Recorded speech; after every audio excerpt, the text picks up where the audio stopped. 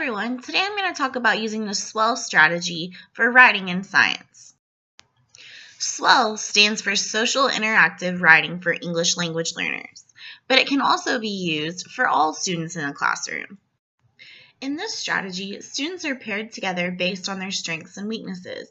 For example, a student who excels in persuasive writing could be assigned to work with a student who excels in expository writing so that they can learn from each other. In this method, each partner is either the helper or the writer, and these roles change dependent upon whose writing product they're working on at the time.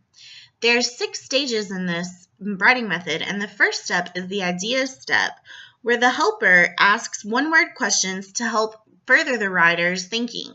For example, who, what if, next. Next is the drafting stage. In this stage, the writer and the helper decide between 5 levels of support, ranging from stage 1, where the helper writes everything, to stage 5, where the writer does all of the writing, and everything in between. Students will decide whether they want to be at stage 1, 2, 3, 4, or 5, and then dictate the sentences to the writer or the helper as they've chosen. After drafting comes the reading stage. The helper reads aloud the work while both students look at the text and judge its flow and whether or not they like the product. Students then work together on the editing stage, where they work through 4 levels of editing, which include meaning, order, spelling, and punctuation. After editing, students work through the best copy stage, where all edits and necessary changes have been made and both partners agree on the best copy to turn into the teacher.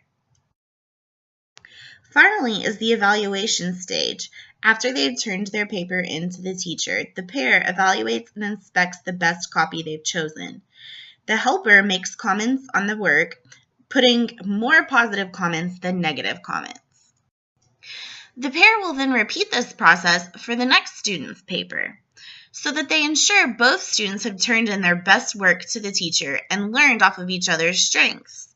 While the Swell method was created for English language learners, I believe it can be used for all students in the classroom.